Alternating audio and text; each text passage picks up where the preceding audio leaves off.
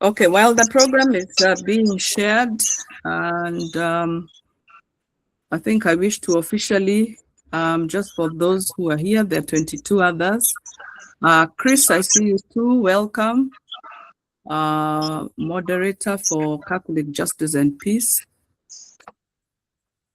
Thank you.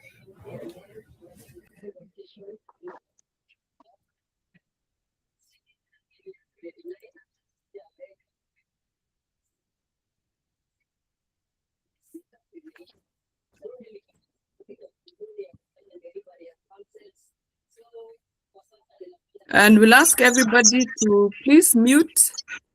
Put your, unless you're speaking, please ensure that we mute so that there are no interruptions.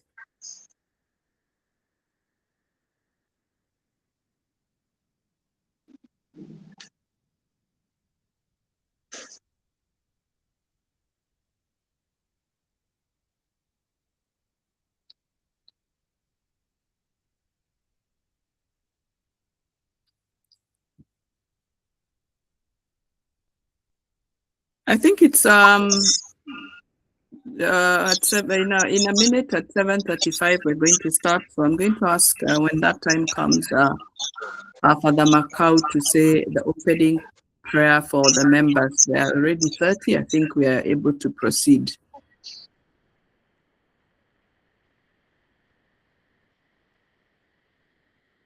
As Asha is sending the program.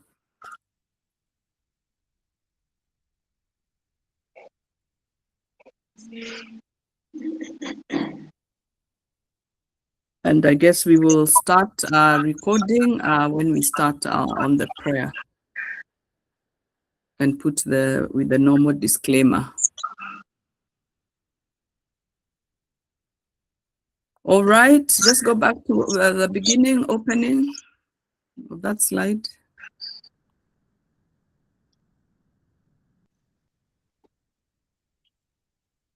Asha, have you managed?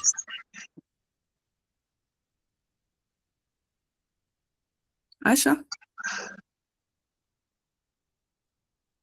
Yes, please check your WhatsApp.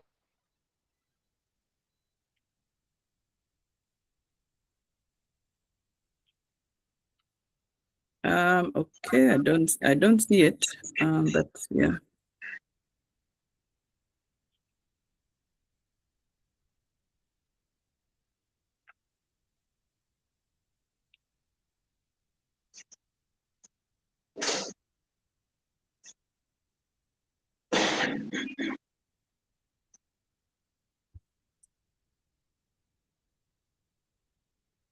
Okay, I'm going to start.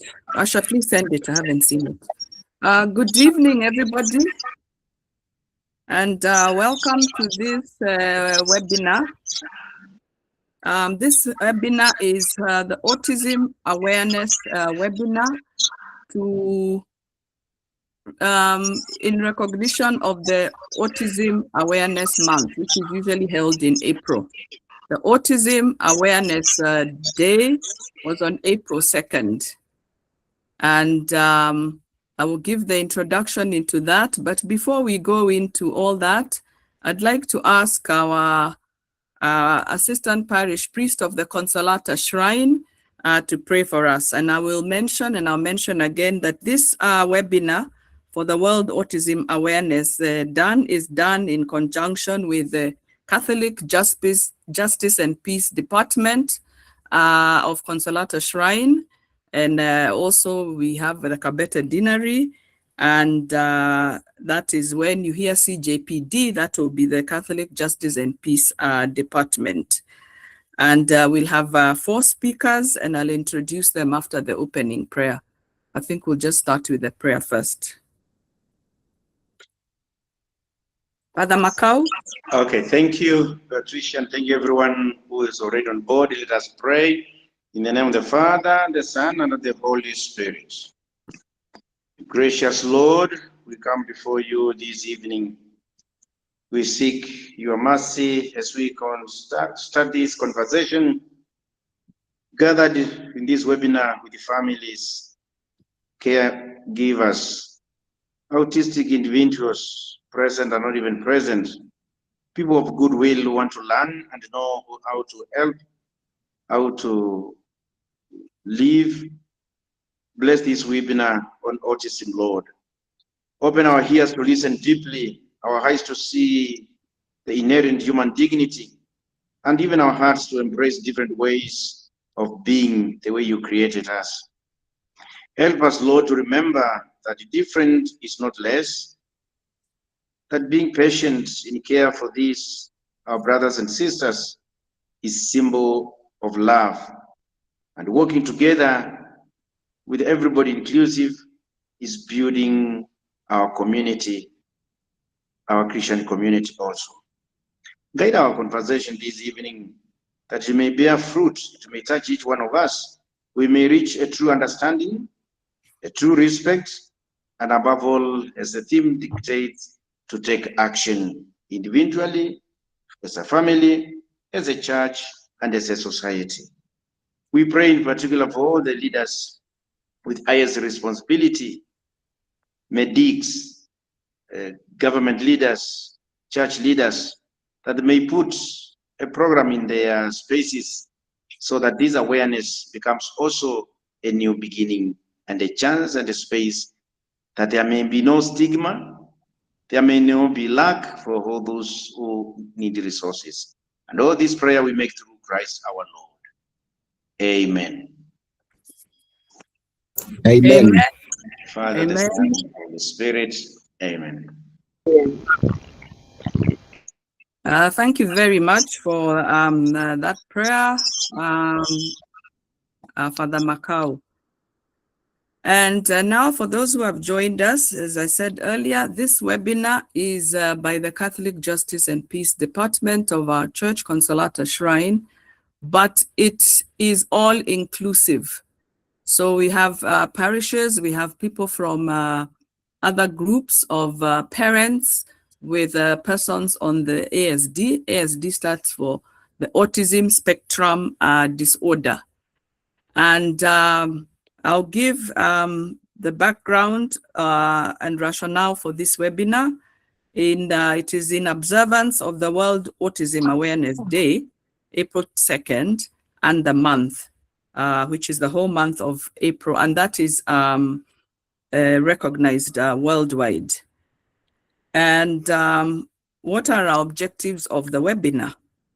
This webinar aims to educate participants on the core characteristics of autism and the neurodiversity paradigm, affirm the dignity and worth of individuals with autism in light of the 2026 UN theme, which is... Go to your camera. Can you go to the camera? Sylvia, please mute. Which is autism, every human has value. Number 3 is equip faith communities, caregivers, and families with practical strategies for inclusion in worship and daily life, and also to address and challenge, which will be taken through by Dr. Onalo, harmful stereotypes and any regressive narratives about autism, and also create a safe space for sharing experiences among individuals with autism, the families, and their caregivers. And we are also going to have Dr. Sylvia telling us about the strides that have been made by the government. So I will first introduce Dr. Onala, and Dr. Onala will be our first speaker. Dr. Onala, are you here and ready? Yes, I'm ready. Okay. So Dr. Onala will have two hats. First of all, he is he's an educational psychologist, he's an educationalist, he is an assessment expert on matters autism, as also runs a school. He also runs a school in Karen, specifically for children on the autism spectrum. So even as we're discussing this, there will be a lot of learnings and options for people that would be interested in schools. So a brief intro on Dr. John Onala. He's a highly accomplished special educator and educational psychologist with over 25 years of experience in teaching, teacher training, psychoeducational assessment, and the design of intervention programs for learners with developmental and learning difficulties. Dr. Onala holds a PhD in special education from Kenyatta University and is currently pursuing a second PhD in educational psychology at Atlantic International University. He's a co-founder of the Ability Inclusion Alliance and director of First Steps Intervention. Dr. Onala has trained and mentored numerous special educators and psychologists, consulted extensively with schools, some of the schools our children were in, me included, and provided expert guidance on inclusive education, examination, accommodations in schools, and early intervention strategies. His research and professional work focus on advancing educational inclusion, vocational training for the older children, early intervention for the early ones, and he also collaborates with governmental and non-governmental organizations to enhance support systems for learners with diverse educational needs.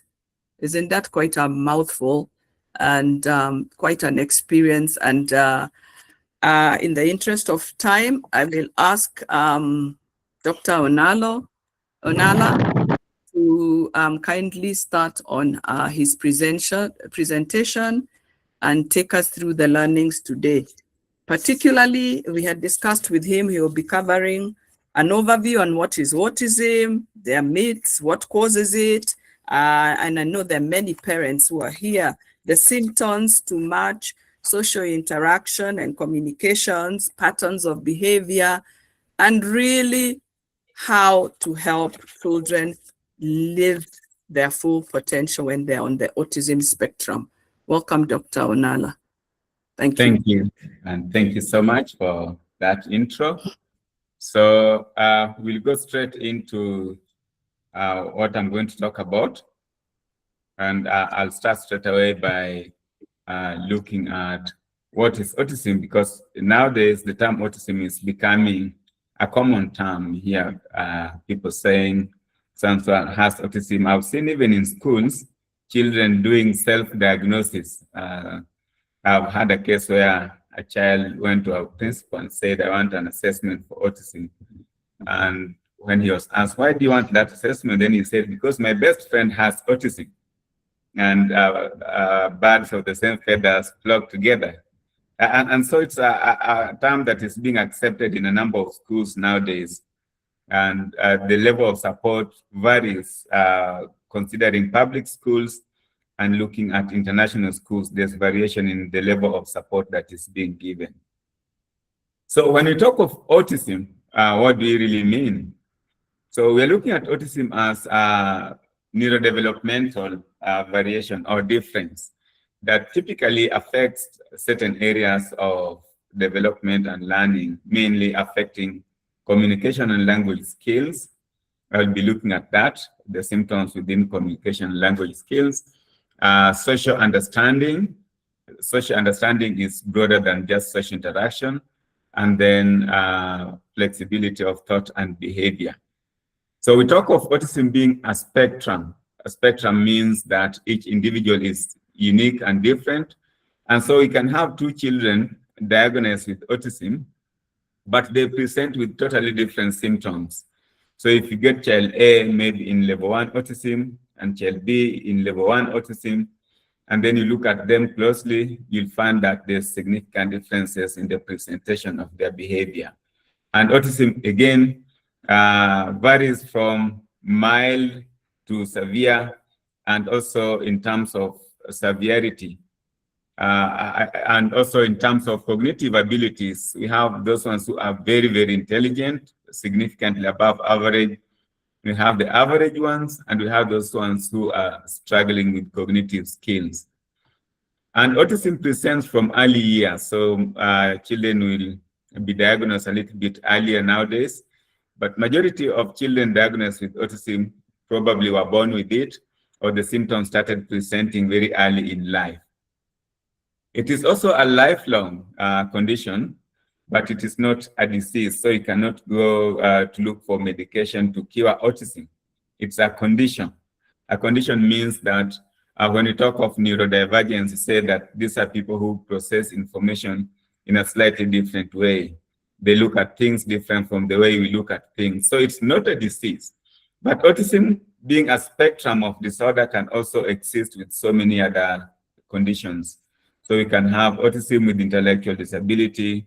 We can have autism with ADHD, is very common. Autism with sensory processing disorder. And so it can coexist with so many other conditions. And sometimes this coexistence makes diagnosis and intervention a little bit more complicated. So with that, I want to briefly look at the characteristics that you are likely to see in children with autism. The most common characteristic that we'll observe is usually challenges with language skills or social communication. A significant number of children with autism tend to delay in developing speech and language skills.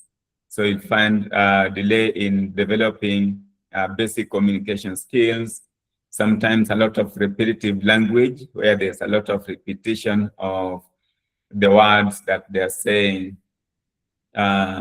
Sometimes, let's say, if I just give an example, say good morning to a child and the child repeats good morning. How are you? The child repeats how are you? So repetitive language is common.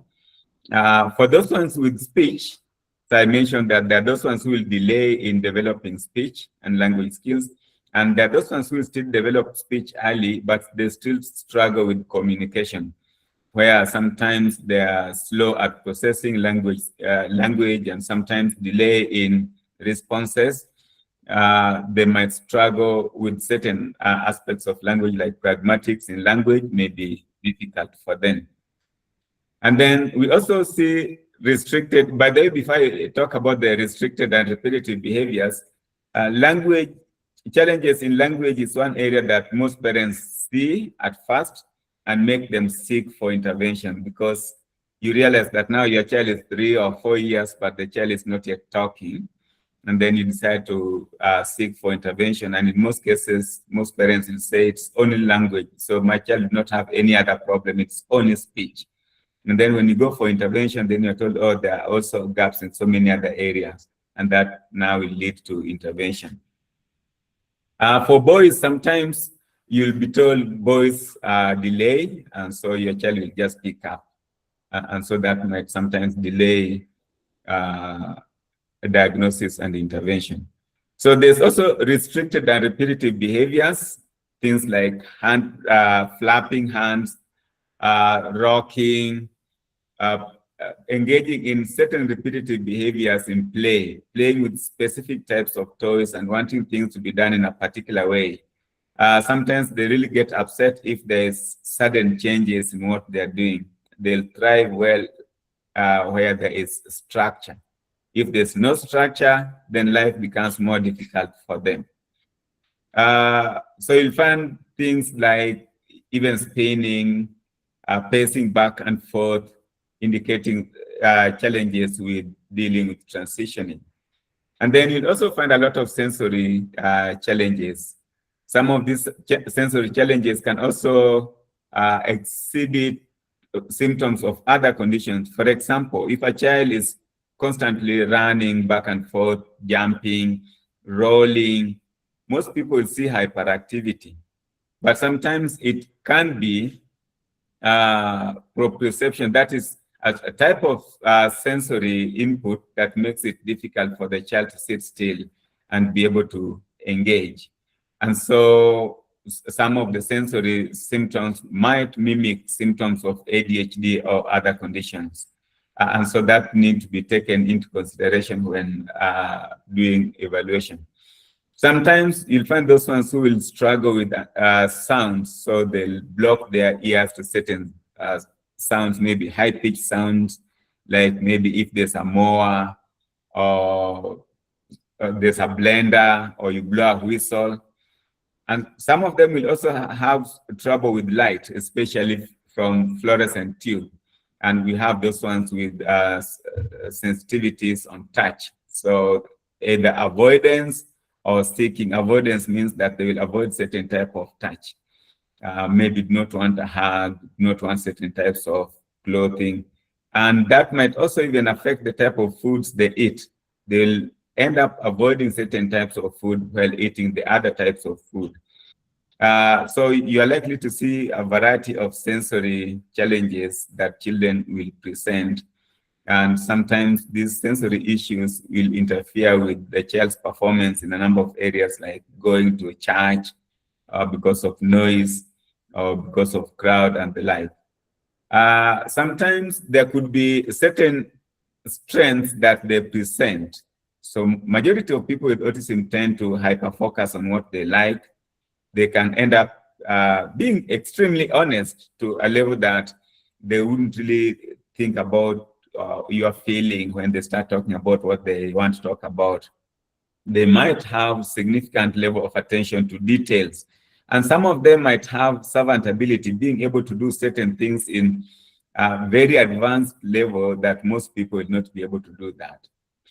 Then we are looking at also neurodiversity. When we talk of neurodiversity, then we're looking at the differences in the variations in the way the brain functions. We have those ones who will be very strong in certain areas, maybe very strong visual memory or auditory memory, or very good in processing certain things, very good with maths, and struggling significantly with English or language. So you find significant variations. And then it's not something that we want to fix. It's not like a disease like malaria or other conditions where you go to a doctor and say, give me medicine. This. But I know that sometimes people do go around trying to look for cure. There are quite a number of things that are coming up, but it's a condition that need to be understood and managed. And then we again sometimes tend to focus more on the disability instead of focusing on strengths. But once we get to know specific areas of strengths and then we develop those strengths, then most of them are most likely going to thrive in social life. And so we need to accept or to promote acceptance and inclusion, both in schools, in churches, in employment places, in training institutions, and the like. This level of acceptance is now what's going to be a driving force for inclusion. So if we do not accept them and bring them out in the public, then inclusion becomes challenging, right? So we also need to affirm dignity and the worth of a person, understanding that every individual has an inherent value and contributes to the society. And then we also need to respect autonomy and the voice of individuals who are different. So a person with autism will have their own opinion, and sometimes we tend to downplay that. So in our churches, in the employment places, we need to really consider those things. Then we need to promote participation in all areas of life, starting from schools, training institutions, churches, transport, or public transport, and so many other areas where they are, in most cases, excluded from. And then we need to align with inclusion policies. So universal policies in inclusion or design for inclusion will be very helpful. So when you're doing construction, when you are employing, you need to think of diversity in terms of the behaviors and characteristics that people present. And then I also want to shed light on common myths. What are some of the common myths that for a long time, there was belief that autism was triggered or caused by poor parenting skills. Actually, there was a theory called the refrigerator mothers, where they said that probably there was poor mothering ability, a number of things that the parents did that triggered symptoms of autism. So that's a myth, it's not true. So it's also not true, this is another myth, that most people with autism lack emotions and imagination. But we know that they are very imaginative, and that's why they tend to thrive in engineering, in business, and quite a number of other areas. And then that autism is cured. So autism is a condition and need to be managed through therapy, things like occupational therapy, speech therapy, special education in schools, support at home, and different levels of training, cognitive behavior therapy. So different aspects of therapy will be very helpful. Then the reality is that autism is natural neurological differences. We are all different, and people with autism are different. They process information differently. And so we need to accept that and accommodate them.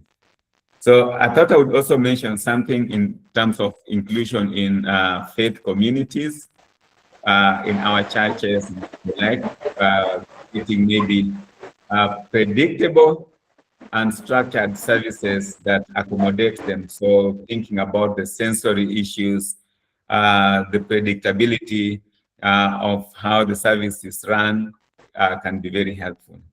Then considering the visual support, so like the younger ones in Sunday school coming up with a program that will allow them to learn visually.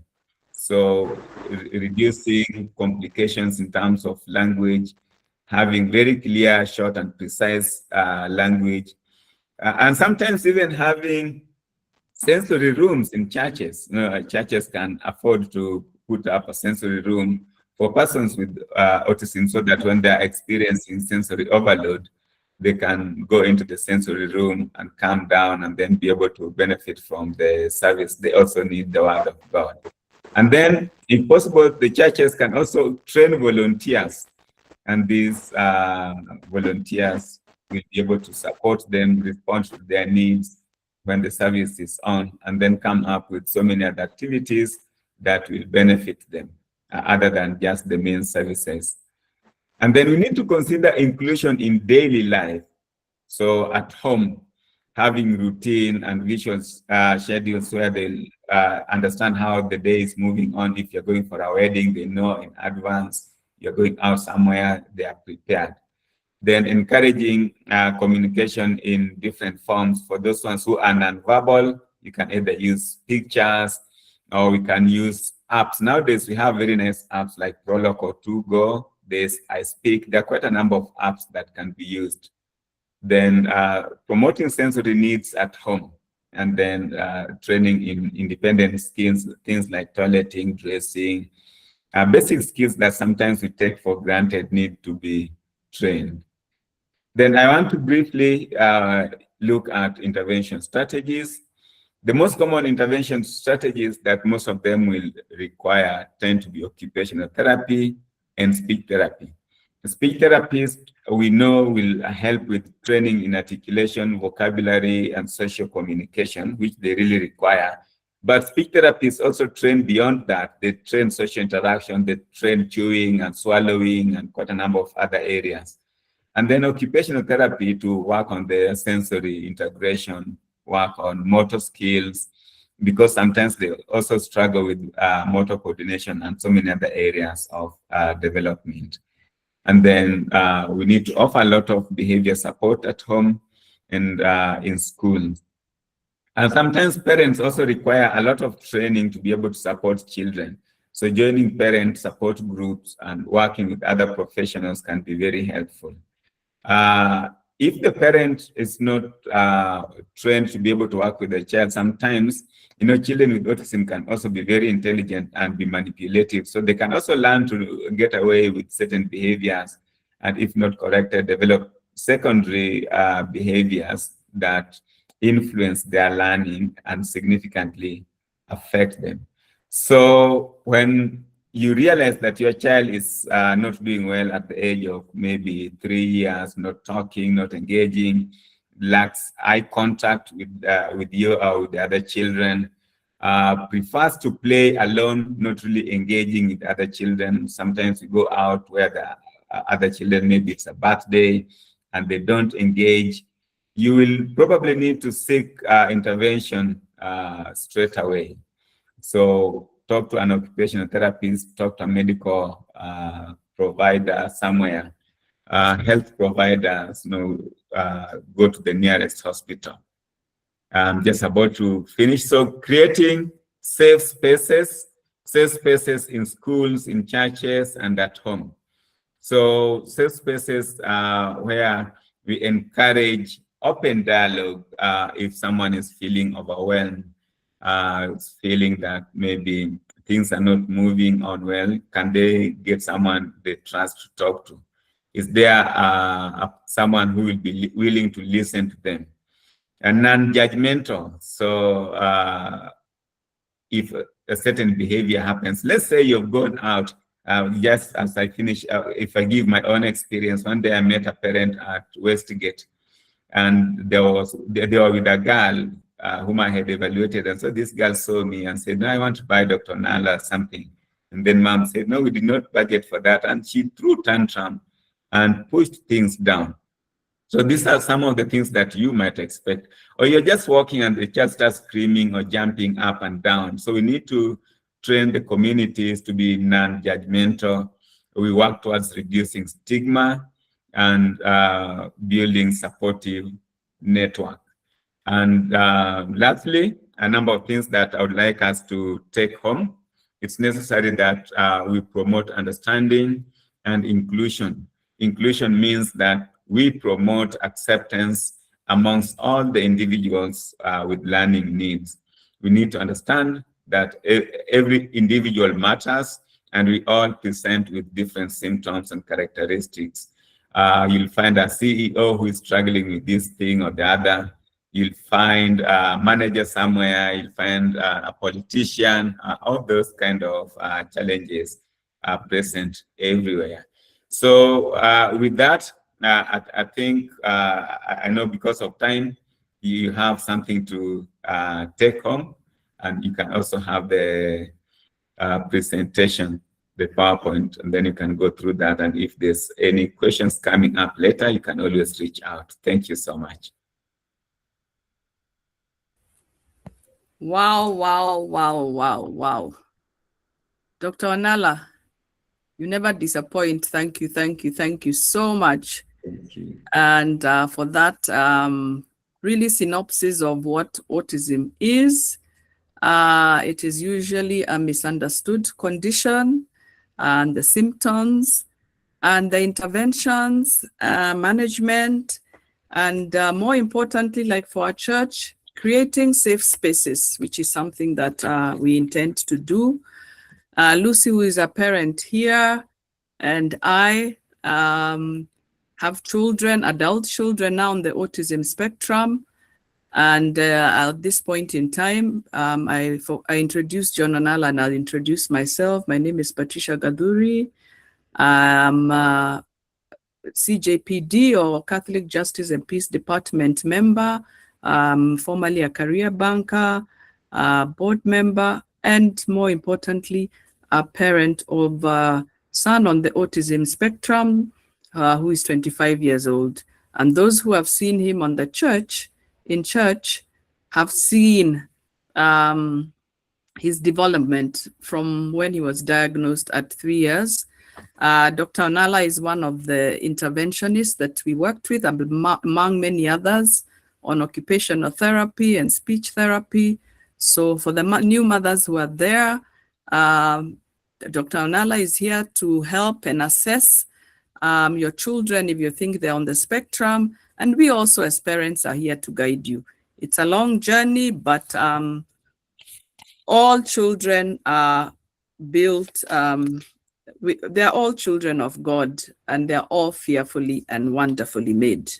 So we really must integrate them, as they say. Thank you so much, Dr. Onala. Questions will be taken at the end. Please feel free to put your questions on the chat. And Daisy in our Justice and Peace Committee will take us through the questions later when the speakers have finished. But I'm sure everybody knows or understands autism now a little better than before, and the myths. And I'll only mention 2 points because of time. I will not go back to what you said. focus more on the children's strengths rather than the disability.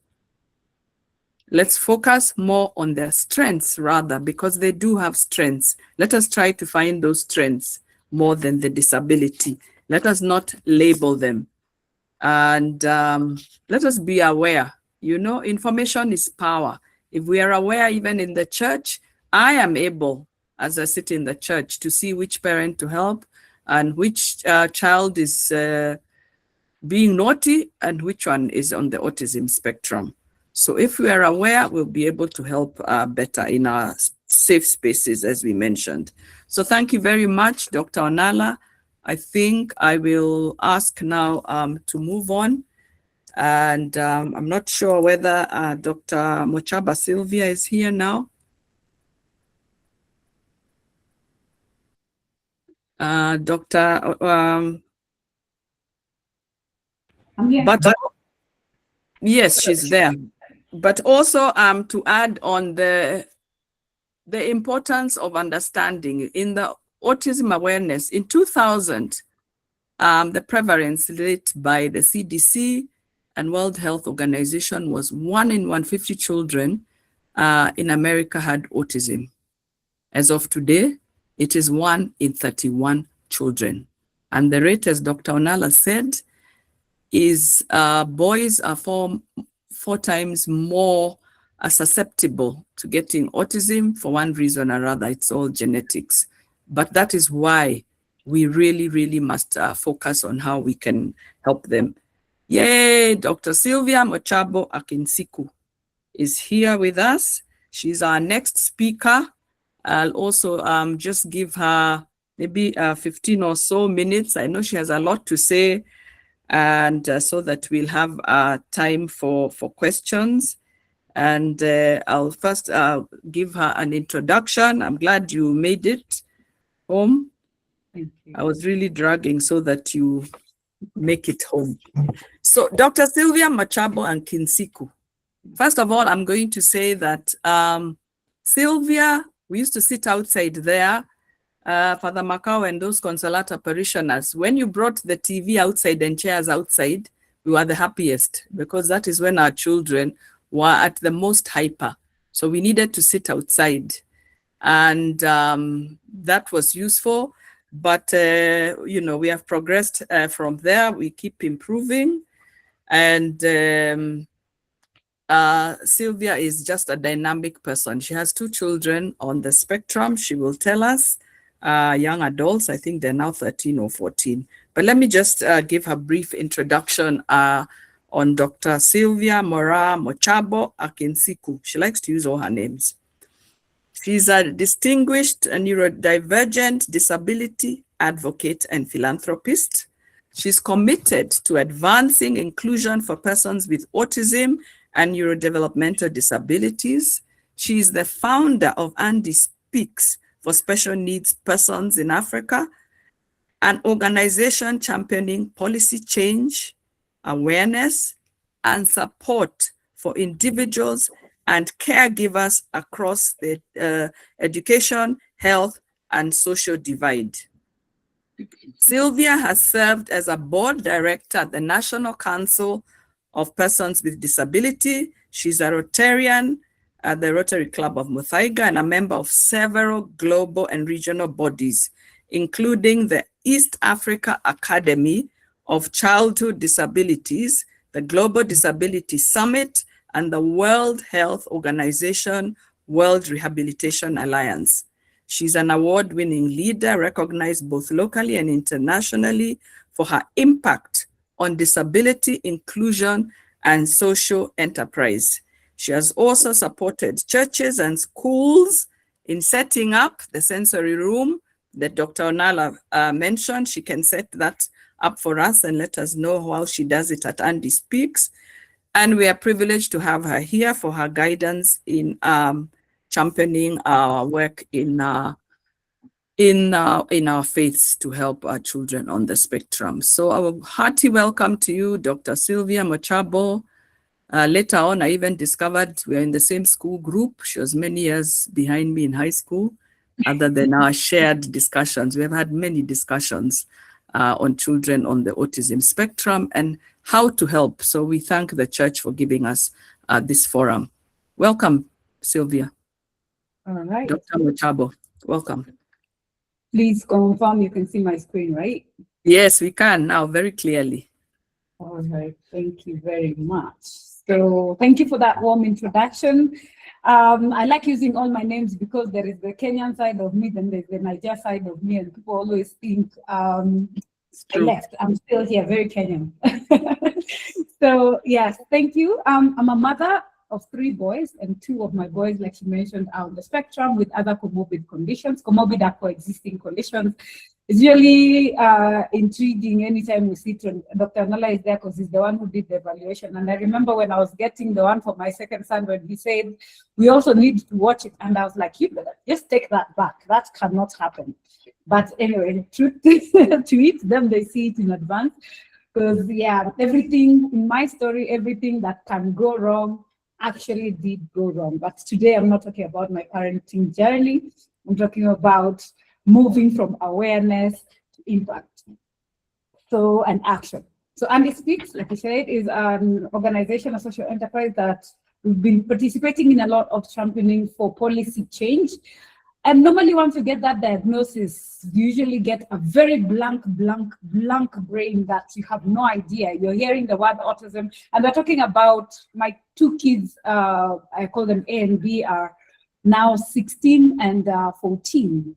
So it was a lot of years walking in the dark trying to figure this out, and a lot of challenges because it is an invisible disability. And it's even harder now, not to scare the young parents, but yeah, every phase has its own new challenges. I thought I had mastered the arts until the word teen came. And when you think you're being saved because they're autistic, no, teenagehood is still there, over and above everything else. So disability and teenage, all of it comes together, and it's for you to try and figure out, what am I dealing with at this point? So in general, during COVID, it was the toughest time, but then it was the most eye-opening time for me, because that's when all the challenges were thrown in our faces. So this poster on the left, we are in the same storm, but not the same boat, is what I came up with at that time, because all of us were locked up and all of you felt a hint of how our life was. When you're shut away, when you cannot communicate, when you cannot go anywhere, you have to think 10 times before you move out. You have to think of protective clothing and all of these things that can go wrong. Now, for you, it was COVID. For us, it's an everyday story. That is what we work with every day. So Dr. Nala touched a bit on this, but our focus areas is normally the neurodiverse element, with a keen focus on autism. So these are some of the signs. I'm sure all of us, when we hear disability, what comes to your head is that wheelchair in the green. But neurodivergence encompasses all of this. So every time I hear autism being described, I see a lot of myself in it. But when I went to get my diagnosis, I fall more on the ADHD element. And this caregiving journey has not been a good friend, because out of it, looking back in hindsight, when I got that diagnosis, everything was making sense. When I used to get palpitations, when I used to get breaking up in sweat, you can't sleep, you can't what, and I ended up developing anxiety disorder, which I nearly got a heart surgery over, and that can tell you how there is a thin line in some of this diagnostics. So we need to really be aware of, because when they're not finding out, they're not figuring it out yet, it is just that tiny bit, all the stress and pressure of raising kids. And this journey was, I was raising them on my own.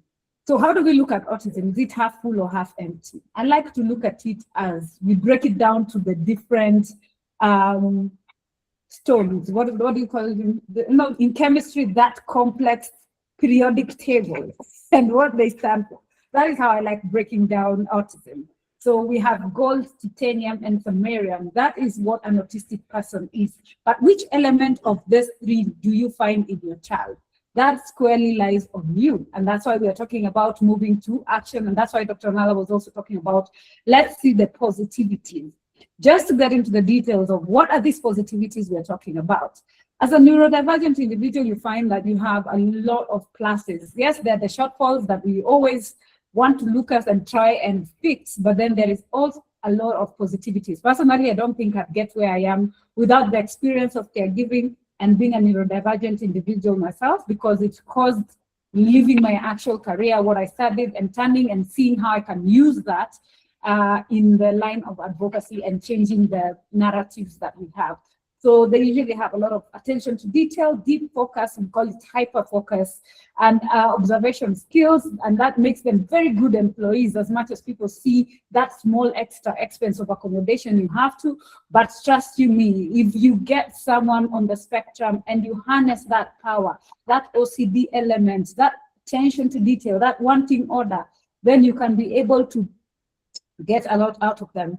There is the normal 5 senses we know of. When we're talking about, I'm sure some of these words dropped when Onala was speaking, but I want to just zoom into them in the positivity.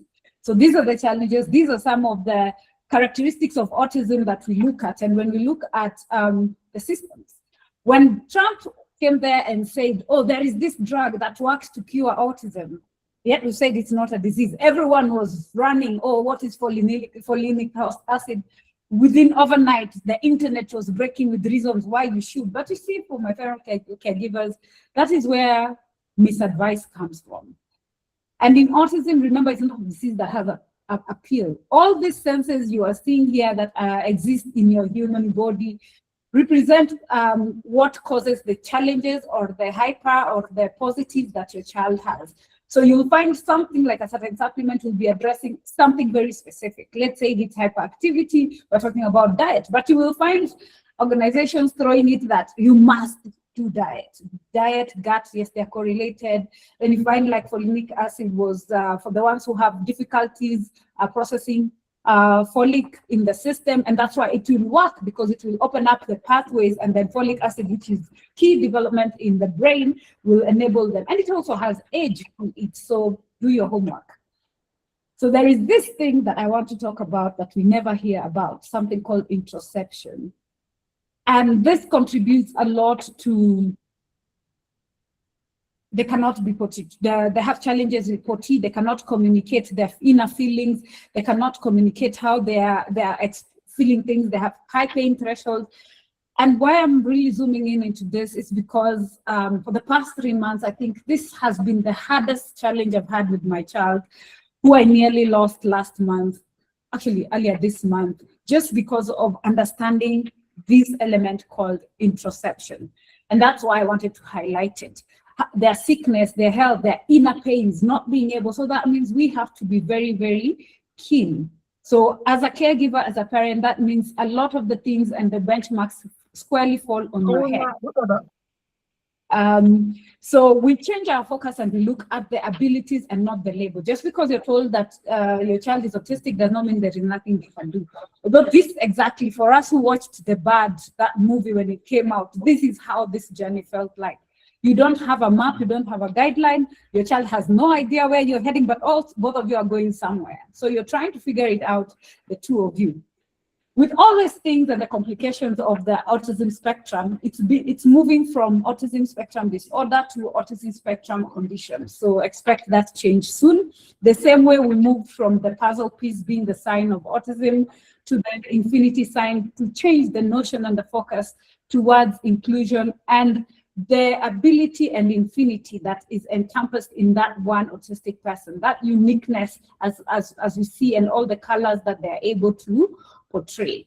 So all these things that they're having issues with, and if we had started the conversation with the definition of disability, we will see that it is that element of interacting with the environment that heightens the level of disability in a human being. So that means our early interventions, our awareness levels, how early our nurses are able to detect some of these developmental milestones. I'm sure if I was asked if I was to ask how many of us used that book that we are given, you write how many kgs, you go for what do they call this thing, the clinics. It's been such a long time. You go for clinics, you indicate your head circumference is taken. Have you ever taken a minute to ask, why did they take the head circumference? Why are we taking the height? Why are we taking the weight progressive? All these developments are the ones that guide and can be red flags to indicate especially neurodevelopmental milestones, things like microcephaly or hydrocephaly, and also dwarfism because of the relation of height. And that's why we're talking about empowerment of our medics. that level of awareness so that they're able to communicate also to caregivers the minute you notice like any stunts or any excesses is some of the challenges that we need to look into. There is us to work on the talent-based strengths. As a teen mom and getting to that point that regular education just is not going to work, it was one of the hardest things to find a place that will be able to handle both the autism characteristic side and the strengths of both my kids. The fact that yes, you're autistic and like for baby B, he has ADHD on top of it, but he's very good with computers. But who's patient now? Which school is there that will be able to, that is not going to cost you an arm and a leg, which makes it very, very expensive just looking at the general element of raising our kids. Ensuring our schools that are equipped, if you look at our ratio, I don't know which screen, I hope that's the screen that someone was talking about. So when we look at the equipment of our schools, our kids are all clustered together, and these are some of the things that we're pushing when it comes to the element of policy. Let's adhere to, other than just signing and saying Kenya is a signatory to the UNCRPDs, Kenya is a signatory to AU and all of that, WHO, and we are not implementing it into practicals. We are very good with the policies.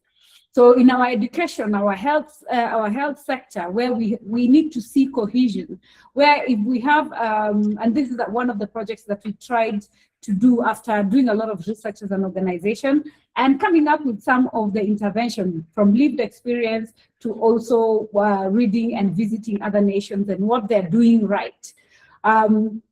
Ensuring that we have the right ratios, qualified personnel, and inclusive spaces. I will not emphasize any less on the inclusive spaces, because if the environment is not right, no matter how many classrooms you have, that child is not going to succeed in their reading. We have the National Council, we have our ministries who have a lot of mandates to do, and we are hoping that, like now, I'll touch a bit on the policy side in a later slide. So we have the quality care. Shah says that there is free medical assist. When you go there, everyone looks at you like, what are you talking about? And the same is in multiple, even governors and county laws, which say PWD should access medical services for free, even in the Child Act, but it is not being implemented. So if we look at all these legal matters being aligned with global practices and also being implemented and not just written, then I believe we're going to have a great movement forward and for things to move. We hear so many times children being abused at home, in setup, in schools, but then where do the parents go? The parents don't even have an idea that they're protected under the Constitution, Chapter 54, where you have a right to life, a right to access a lot of all the human rights elements. And when you go to the police station, like one of the stories that I had of a young girl who was abused, and the family went to the police station, and because they were non-speaking, the police just rubbed it off because they cannot speak. Then it was disregarded, and that child died later.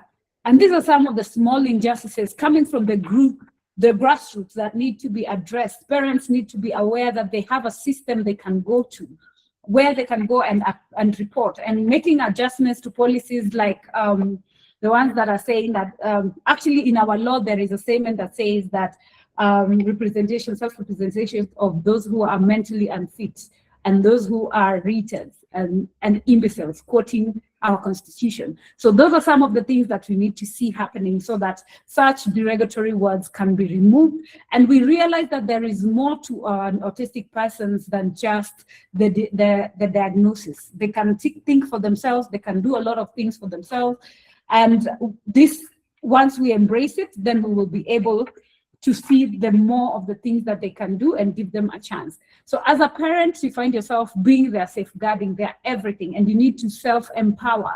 Know what the Act says, know what the National Disability Policy that was enacted last year. We have our Disability Act of last year that has also opened a lot of doors for us as caregivers and also for the neurodivergent. This was my mission as a person in the board for last year, to ensure that all the research that I've done in the past 4 years at least gets captured. And I'm glad that from our submissions, 80% of our submissions were enacted in the Disability Act, where our focus on neurodevelopmental disabilities, being supported for caregivers to be part of the council, for caregivers to be part of the benefits that children are entitled to, because you'll find it's an unfair pathway where you have to take care of your child for the rest of their lives, and you have to take care of them from the beginning to the end, yet you can only help and support when they turn 18, which is totally unfair.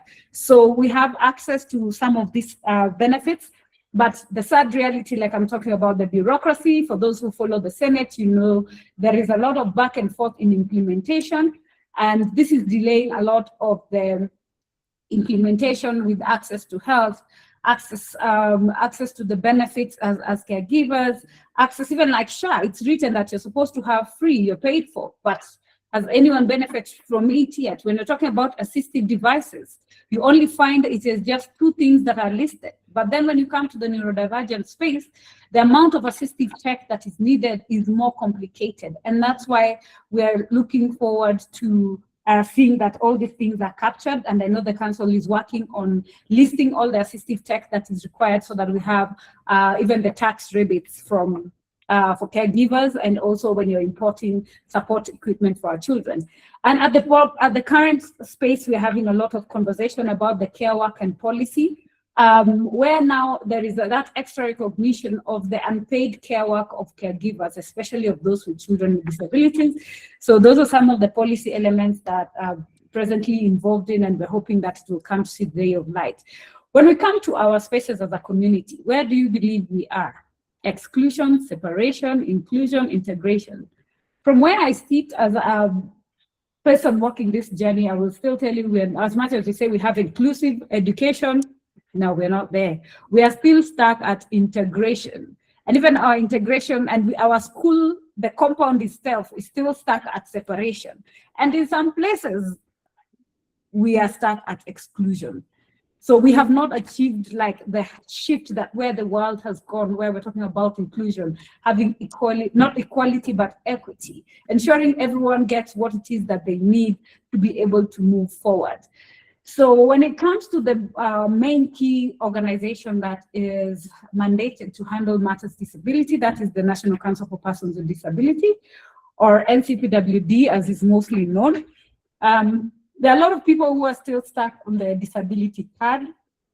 That moved during our tenure at the board. We changed it to digital. Then after digital, we changed it by the mandate by President to e-citizen platform, where you can now register, and we were able to devolve the signature. So you don't have to come to Nairobi if you're outside to get your medical form of assessment signed. So, but the one element that most people are not aware of is for you to get your disability assessment report, it has to be done at the accredited, listed facilities. Then after that, you get your report back once it's signed by the county Minister of Health representative, and you upload it on e-citizen together with, if it's an under 18, your ID as a parent, their birth certificate. If it's an adult, just their ID and the medical report, and then they will process it and get back to you, and then you end up getting now a disability certificate,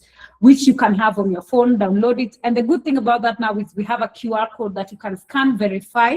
This was to cut out on a lot of the people who are faking their disabilities and taking advantage of the resources meant to be for persons with disabilities. And it allows for someone, let's say, for example, like my child B, who has like multiple disabilities, which is ADHD, intellectual, level 1 autism, plus learning challenges and epilepsy. You're able to capture all of that, because before it used to just be one thing. And we've come a bit of a long way, because we've also been able to do away with some of the derogatory word, because it just used to be mental or anyone who falls under psychosocial disabilities too. So what are the benefits of this is what most people will ask. So there are different programs under the National Council of Persons with Disabilities, where we have, for example, tools of trade. If you want to start a business that you're qualified for and you're a person with disability, when the call is there, you can go online, apply and submit. Then there is getting assistive devices. You need a wheelchair, you apply, you'll be sent either to an institution or to APDK, which is the partner, most immediate partner at the same compound. There is the new Autism and Other Developmental Disabilities Support Program that was launched again during our tenure last 2 years, which supports in access to therapy, free therapy services, getting key medication, some of the procedures that are required, and also getting diapers and supplements from medicine to supplements and specialized medication. Remember, this is currently just at the Nairobi level. It's still under pilot before it can be scaled up. And also, when we're talking about budgeting, this is where for you as a caregiver and a community person, your public participation is key. Because remember, all these things need to be budgeted. So if your child is not registered, then you're cutting them off the system. You're being unfair to them from accessing and being budgeted for by the government, because you can only be counted and be accounted for if you are registered. So we have tax exemption also. Most people just know about the car. There is also income tax exemption. Then we have the Inua Jamii cash transfer, which we fought for to move from 2,000 to 10,000. That has not been implemented, again, budgetary limitations. So my call would be for people to make sure you're in a support group. Whenever there is policy matters, show up and speak up, so that you can be part of the numbers. So what have we done as an organization to try and support government to try and bring the numbers so that they can see? Because some of the programs we have highlighted were adopted from we used to do the reports in the past 7 years, and we submit to all the ministries and government. So it takes time before you can actually convince government, and it takes a lot of numbers. It's been 20 years plus of fighting for support. There are those who started even before some of us came on board. So, and the one thing we realized is that in the neurodivergent space, you cannot separate education, health, and social protection. Those are things that have to go hand in hand. We cannot change the fate our kids for who they are, but we can try and make adjustments. So we have various projects. These are the two I'd like to highlight for today. So that is the Special Needs Resource Hub, where we supply assistive devices, and we help with the setup of sensory spaces. As I mentioned, I was a graphic designer and a brand consultant before, so I have just now hyper-focused and specialized on inclusive spaces to ensure that our children are in spaces that are equitable with the right support equipment. And we've seen a great change for those who use assistive tech to support their kids in developing and overcoming some of the delayed milestones. Then we started the Nexus Therapy Centers. We currently have Westlands, Membli, and Nakuru, where we offer therapy services with assistive tech. There is a difference of just walking into a room and not having the technical and the technology behind to support. So we're also supporting parents before going to school, because it's a frustration I went through. So my mantra is, for all the challenges I went through, how can I make it better for the next generation, for the mom who will get the diagnosis tomorrow? So that has been my mantra since God put this in my heart back in 2018. So over the past 6 years, this is the impact we've been able to have: 60 million in advocacy, 4.8 persons with disability through our medical camps. We've always had an awareness ride throughout the Africa region. We've covered 2,622 kilometers of cycling, not motorbikes. We've only had 2 motorbike rides, and those were short. We've covered 40 cities across Africa. In education, we've supported 12 schools and institutions, set up over 10 occupational therapy rooms. And we have converted our information and support and awareness by digitizing it through the Neurodiversity Resource Hub. And within the 3 months of setting this up, we've had over 25,000. And we're looking forward to launching the app officially this year, but the web portal is still running just to support caregivers.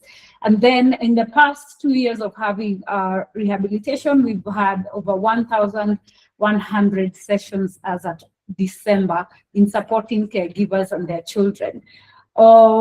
She mentioned in the introduction, these are some of the awards we've had across the globe. And this is the web portal for anyone who would like to learn more about autism, understand it, and the entire neurodivergence elements. We have a library with the policies, with what do you call it? Details, research, etc. You have list of schools across the country, list of support services, all the hospitals that can offer you support under the council are also listed there, where you can get the medications, etc. Because now it's gone down to the dispensary level. And then we also have a toll-free number when you're feeling overwhelmed during working hours. Sadly, we've not gotten sufficient support to have a 24-hour call center. But as a parent and you're struggling with something in raising your child, our occupational therapists across all the centers are available to support you through the toll-free number. And in conclusion, I'd like to urge us as a community to embrace, accept, and plan for our individuals, children, and young adults with autism, because we know they're part of us, they will still be. And as other parents are planning to raise their kids for 30 years, they become independent. For us as special needs parents, we have a lifetime of taking care of these kids. And that's why our mission is to work on the policy so that even when I'm not there, it will outlive me. And I'll know other than my children, other children are also safeguarded by the law. Thank you very much. Wow, wow, wow. Sylvia, Yes, again, like Dr. Nala, never disappoint. That was really, really, really deep and then all-encompassing. And I think our members who are on this webinar and those who will listen to the recordings are really going to be assisted with all the insights you have given. I like that you have also touched on the medications. We've all been through that journey of everything that comes. We test folinic acid, we test, then we realize it may not work. In the old days, if you remember, there were medications like Ritalin and Risperidol, which were whatever, and the long-term side effects. Sad reality, they're still being given, despite being cancelled through the world. And those are some of the things we need to call out. Yeah, we need to call out, some of those medications that are being given. And as Dr. Onalo said earlier, and we are all aware, have been on the journey, the main things is management. We cannot, my son still does speech therapy at 25. Occupational therapy is still there. And and to be very careful. And as Sylvia has said, to be alert, to look for information, to be aware. We have been on webinars with her. I listen, I call, especially during COVID. There were so many webinars. I was so glued. And also to be aware of, like she mentioned, the tax exemption. In 2023, nominated Senator Crystal Asige sponsored the bill on caregivers of children with autism, and it was enacted in May 2025, where the caregivers, it has not been operationalized again, like the Inua Jamii from 2,000 to 10,000. So even that exemption for caregivers such as ourselves, because children on the autism spectrum, most of their disability is intellectual. So they may not benefit from pay-as-you-earn exemption or income tax exemption. They're not working. So that is supposed to be moved on to the caregivers so that the benefit somehow gains the children. Is that correct, Sylvia? But it has not been operationalized, as I'm aware, and I'm following. On the SOPs. So yes, in government, there is standard operating procedures where now if it's care exemptions, we have to be sure how are we benchmarking, how are we deciding who benefits, who doesn't, and just let's say just operations of it and the do's and don'ts. Exactly. Yes, and then she mentioned also the disability assessment centers, the ones that come to mind in Nairobi, Mama Lucy Kibaki Hospital, Mbagathi Hospital, and the spinal injury, the main three. Kiambu also has been doing that, and a lot of this has been also moved to county level. So assessments are there again for the private persons. There's also Dr. Onala who does the assessment, but it's good to mention the government ones which might be within reach of everybody. So well done, Sylvia, for forming Andy Speaks. What you formed Andy Speak, I saw it as Autism Seal in Chicago on one of my visits, just checking what goes on around the world. So you've brought some of the things that are out of the country here for us. So thank you. I see somebody talked about being put on Ritalin. So, well, yeah, there are issues, but we just want to say that this is going to be ongoing webinars. There's so much to learn, but in the interest of time, we're supposed to finish at 9. We might not, please indulge us. And you can see there's so much learning. But at this point in time, I want to call upon our parents. So thank you so much a million times, my friend Sylvia Wachabo. Thank you so much. I'll call upon our parent, who's also a friend, fellow parishioner, Lucy Komora, and first give an introduction of Lucy. She's also dynamic, and even as we all have autism children, beyond that there are other things that we do, but that sort of becomes our focus. Yeah. So Lucy Komora is a parent to a 28-year-old on the autism spectrum. She's 3 years older than my son. We've walked that journey with her. Her academic training is actually in chemistry, where she commenced her profession before transitioning to the life sciences, pharmaceutical industry, where she assumed various progressive roles before taking early retirement to support her family. As a mother to 2 other neurotypical, means they're not on the spectrum. As a mother to 2 other neurotypical children, Lucy's experience in both worlds has brought to the fore the immense yet absolutely necessary role each family member must play to contribute to uplift each other. Her advocacy revolves around the family unit, acknowledging the God-given responsibility bestowed to parents to nurture these blessings and God's blessings. 1 Corinthians 12:22. On the contrary, those parts of the body that seem to be weaker are actually indispensable. 1 Corinthians 12:22 is a quote that she has given us. And she has done a lot of community development work, as we have done with Sylvia and Dr. Onala.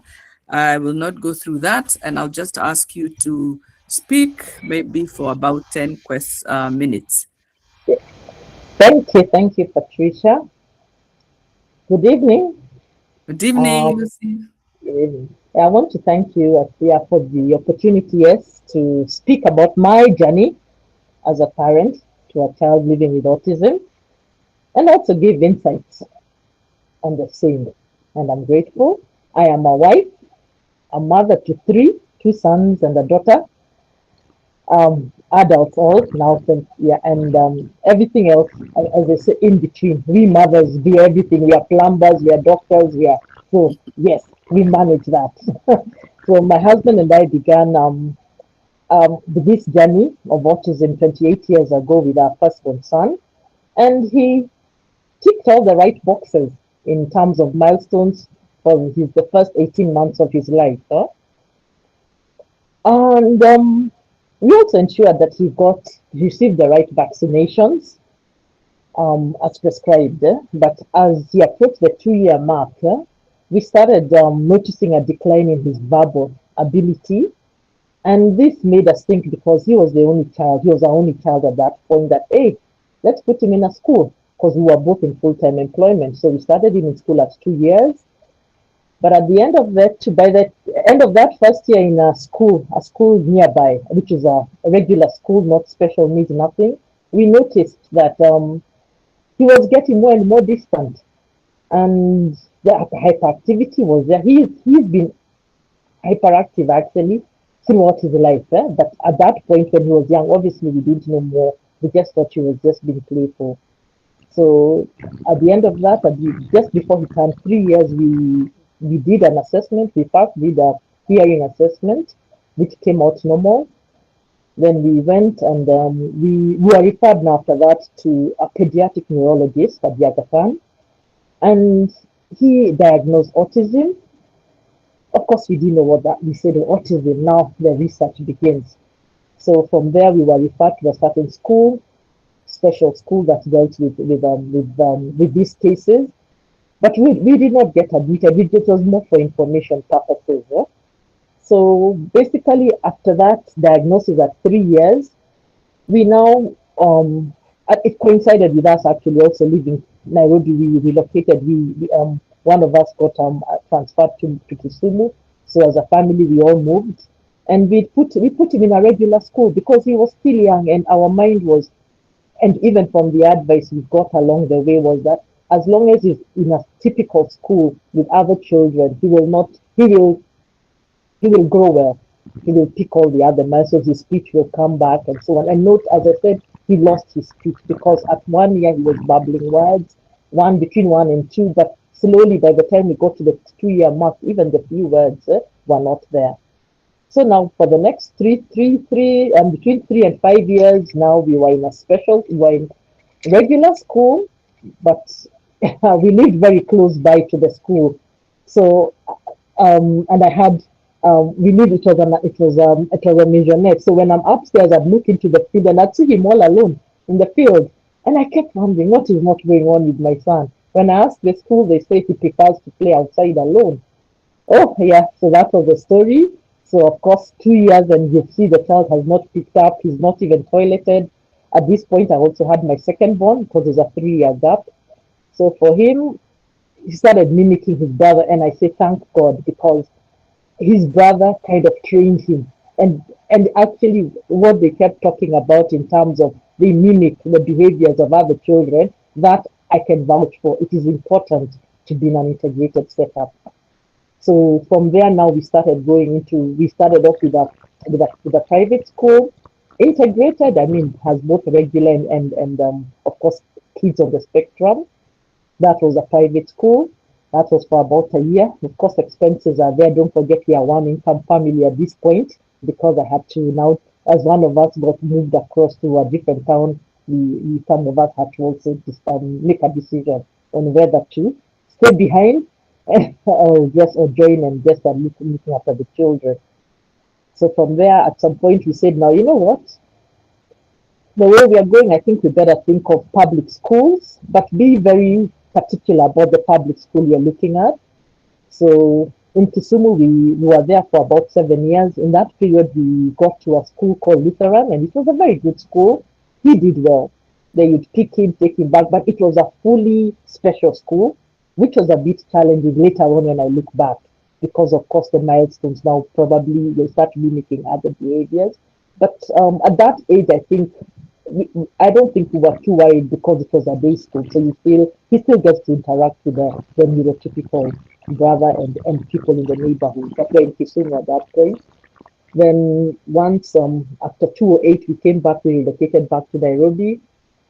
And that's when we now got into a special, there's a society called the Autism Society that started, they wanted to have a unit, but in a public school. So they did the necessary, they actually did get that inclusion, and we joined that school. It was a city primary, and it was a special unit in a regular school. My son was there now from the age of 11 to 15 years. Yeah, and we saw him grow, but of course at this point now he's adolescent, he's checking in.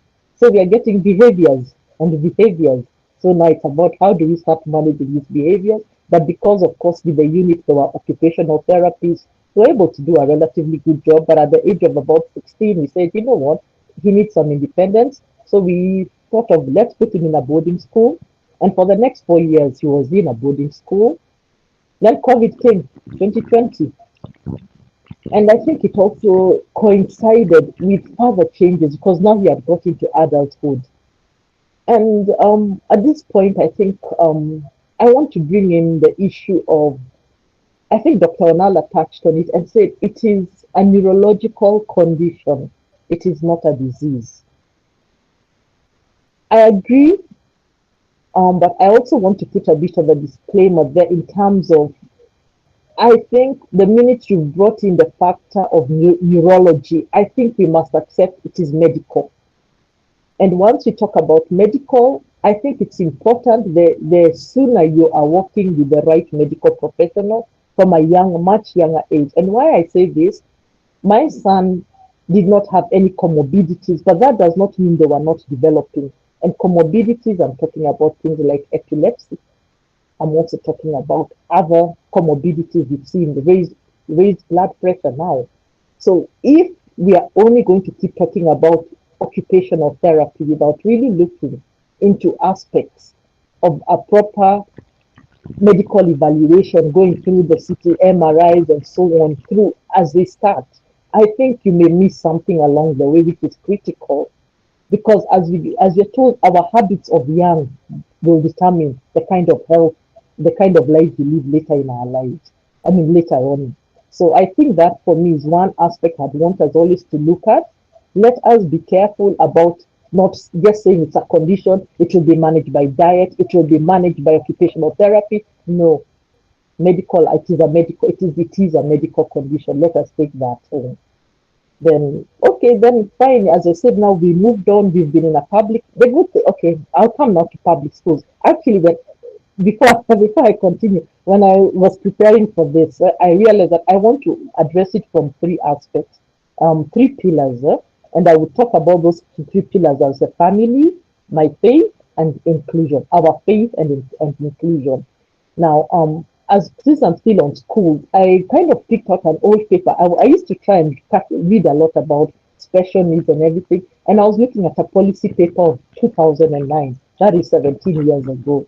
At that time, the population with special needs, persons with disabilities, was 3.5 million. That is everybody, whether it's cerebral palsy, whether it's physical disability, that was 3.5 million. I think Dr. Sylvia gave some other figures later now that they have been able to put together.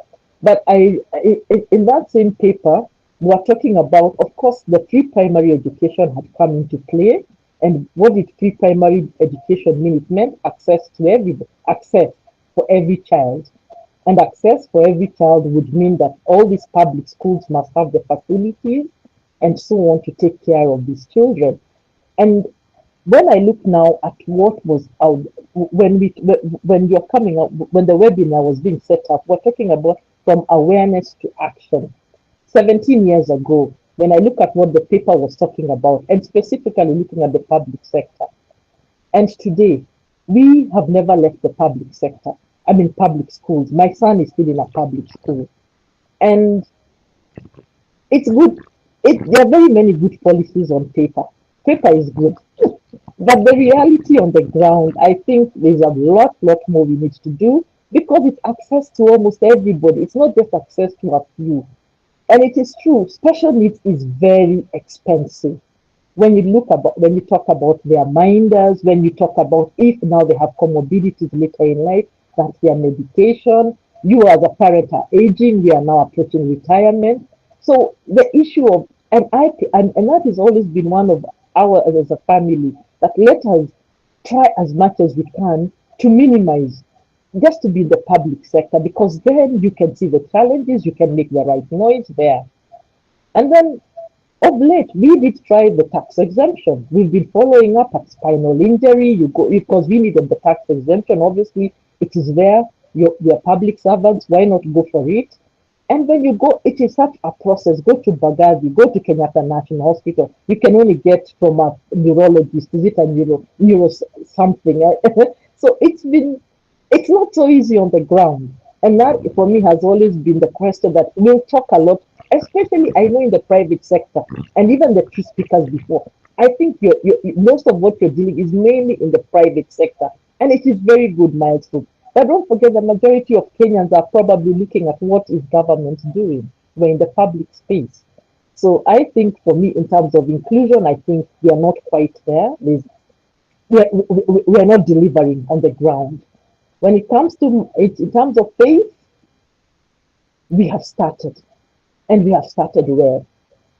As yes, Patricia and I, we are in Consolata Shrine, but it's not only in Consolata. I've been to Guadalupe. There've been many, even out of town, and you can see there's a lot that is happening. Our churches are embracing us. They are embracing us. They are giving us the voice. My son has had ADHD most of his life, but he has also other comorbidities. And it's not been a very easy thing. I think the parishioners in Consolata may have seen it, but beyond that, as a family, we always feel that loss, that sometimes we have to make decisions and not worship as a family.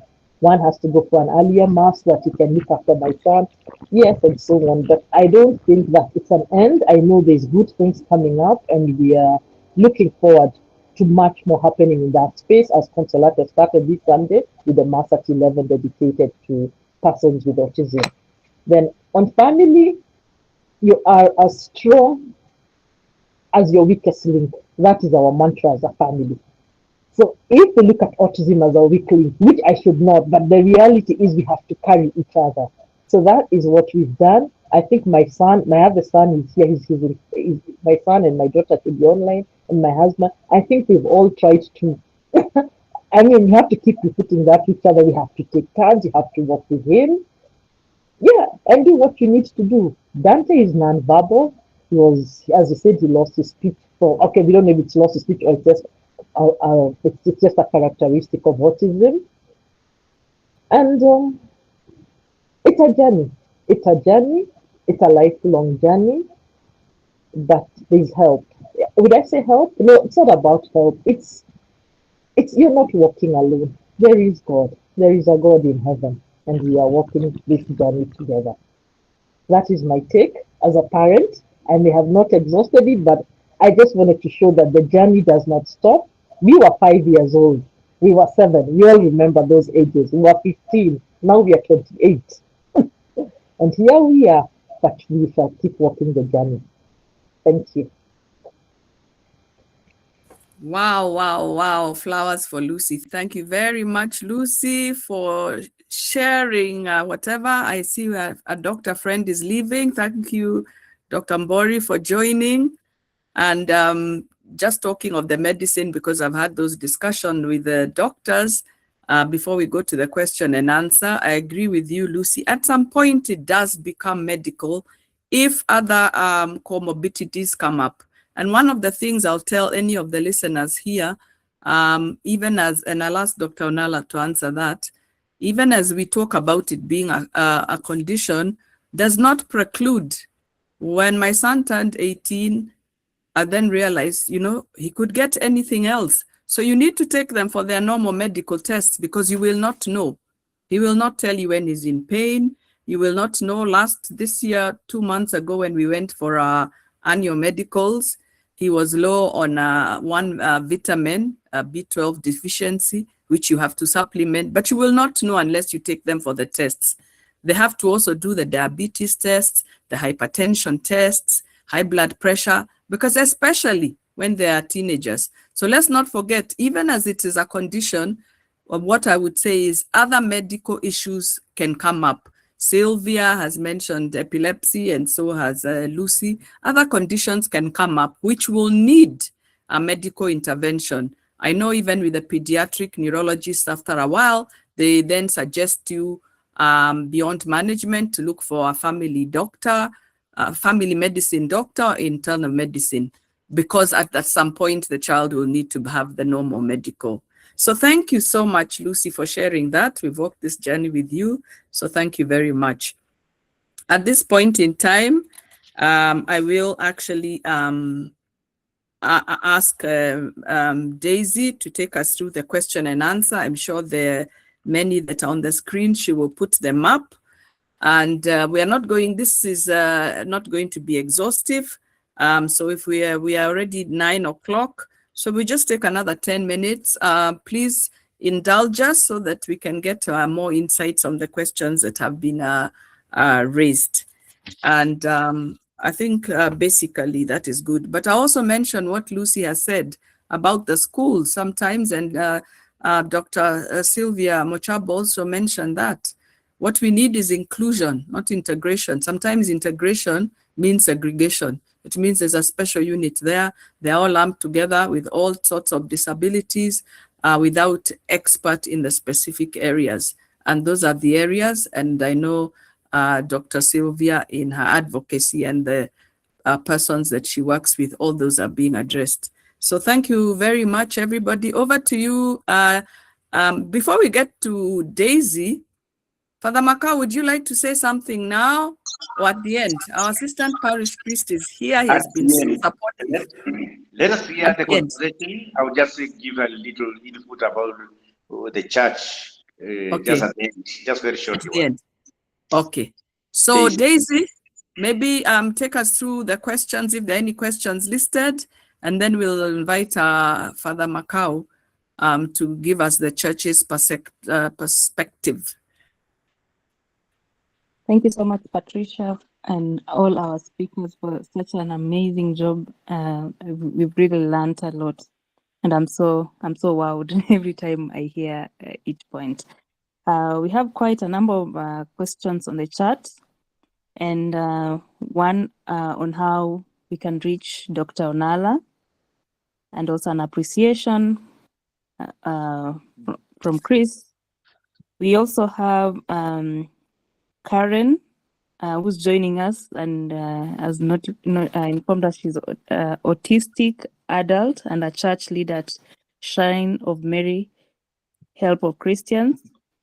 And it's a privilege to also have you here. A question from Linus. It's about managing challenging moments during church mass with my autistic child. That's from Linus. What strategies can help when she experiences sensory overload or starts screaming or misbehaving? Also, he's been thinking about printing autism awareness t-shirts for her to wear at church, hoping it might reduce criticism or judgment from others who don't understand her behavior. Could this be an effective way to avoid stigma, or are there better approaches you'd recommend to help the congregation respond with more empathy rather than stares or comments? An appreciation from Marlene, maybe to Dr. Onala to share more light on the apps he mentioned. From Grace, what are the statistics of autism in Kenya? From Stanley, thank you. Appreciation to Dr. Onala. Do you have any recommendations on how one can get access to reliable speech therapists? In his search alone, for one, he understood there are very few, thus in great demand. We also have a question or a comment from Dorothy. Parents can get very frustrated and beat their children to correct, and in quotes, the behavior of their autistic children. Empowering parents is really critical.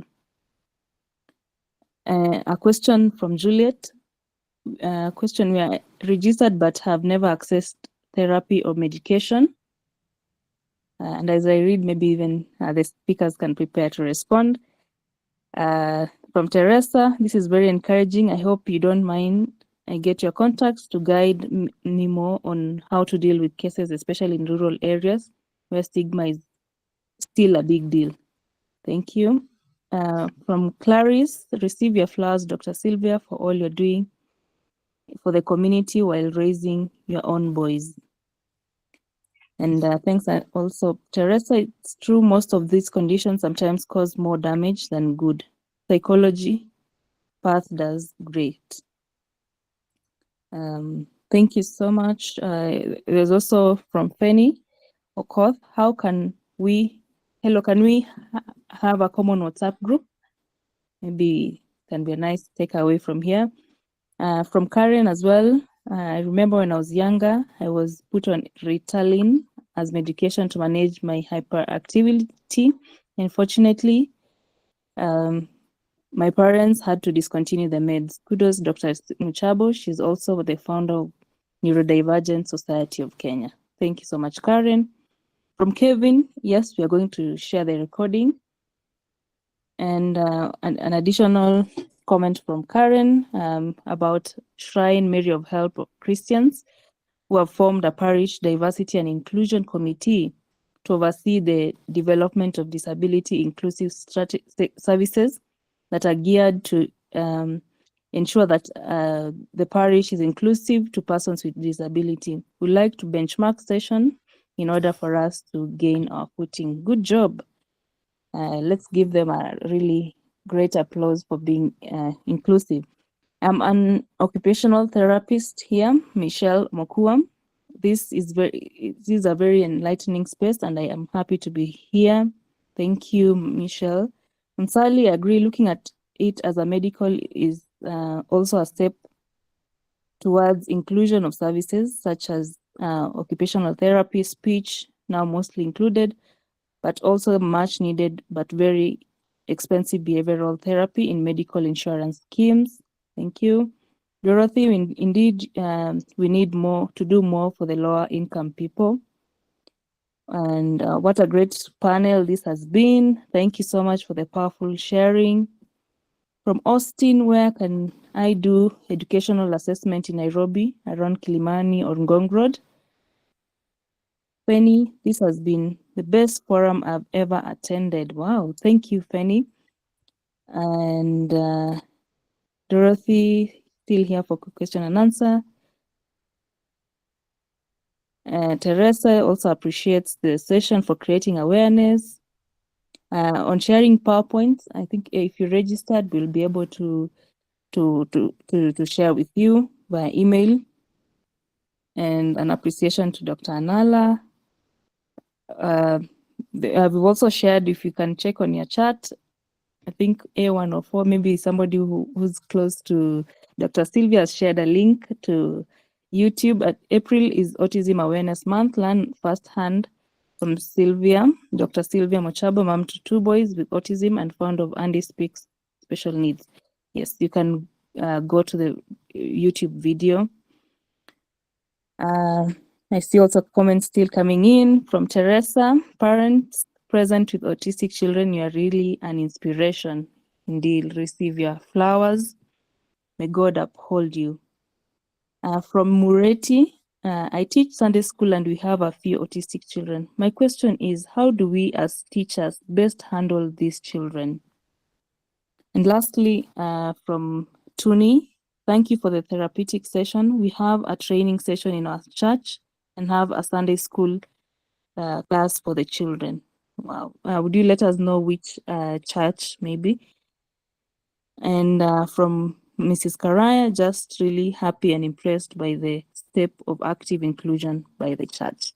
So we've had quite a number of questions, and I don't know, Patricia, if you may be able to categorize some of them. Some have required general responses by each speaker, and some are directed to specific speakers. Thank you so much. Thank you, Daisy. Daisy is also in our CJPD committee and doing an amazing job. I'd like to first, if you will allow me, in the interest of time, Dr. Onalo, if you could just pick some of those. I saw one that asked about your contacts for the assessment, and you do an amazing job on that. You are the actually expert by excellence on that, on autism. If you could just do that. And somebody also talked about asked about the assessment and how to find the speech therapists. If you could speak to that. In 2003, when my son was diagnosed, there were only 3 professional speech therapists. Now there are many. Some have trained under others, but the qualified ones, you need to also let people know. Dr. Elizabeth Ogden Kruger was one of the earliest trained ones. Dr. Analo, would you like to speak to some of the questions? I didn't write them all, that will touch on your area quickly. Right. Okay. Thank you so much. So maybe I could start with the assessment. So I do assessments, but we also have quite a number of government assessment centers. Yes. Yeah. So KISE, for example, does great assessment. So if you're on the other side, you could go to KISE. We have St. Anna's Jogoo Road. Dr. Nala, just say KISE is the Kenya Institute of Special Education. It's in Kasarani, right, for those who may not know. Yes, thank you. Thank you so much for that. It's a government institution and they do very good assessments. It's a place you can visit. There's St. Anna's Jogoo Road. It's also a government institution, education assessment and resource center. You can visit them. We have another one at Kenyatta National Hospital. And most of public special schools do screening. If you are around Kilimani special unit, they can do screening. Jacaranda Special School can do screening. So there are quite a number of places you can go. And if you can't get a place, if you walk into any education office, the county education office, they'll be able to refer you to the nearest assessment center run by the government. My number is, if someone wants to write it somewhere, it's that is the office line. It's 0755 68 9514. So if you call that number, you'll be able to get my secretary. And then someone asked about the apps that can be used to enhance communication amongst children with learning needs who struggle with language. So the most common one is called Proloco 2Go. I'll spell that. Proloco is Proloqu. Proloco 2Go. Q-O, not you. Q-O-2. I'll repeat that. It's Proloqo2. So Proloco 2Go. So it's an app. Then there's also an app called I Speak. There's an app called I Can. These ones are paid for. They are paid for apps. So you install and then you'll be able to add a lot of information. You can add names of the things you want. You can add pictures of people, but they're fantastic. Proloco 2Go, yeah, that's correct. Daisy has just put it there. And then in terms of, probably Dr. Sylvia could talk about the sensory in churches, where we can, churches can develop sensory rooms and places to be able to support individuals with autism. In churches, I know quite a number of churches are now developing sensory rooms and doing training so that all children can access. And then I also want Dr. Sylvia to probably mention something on statistics. And then in terms of getting speech therapy, we have an organization that brings so many professionals together. It's called SEP, Special Education Professionals. So if you go into SEP website, you'll be able to get a significant number of speech therapists, occupational therapists. And then, by the way, other than that, they also offer early intervention trainings, and most of those trainings are free.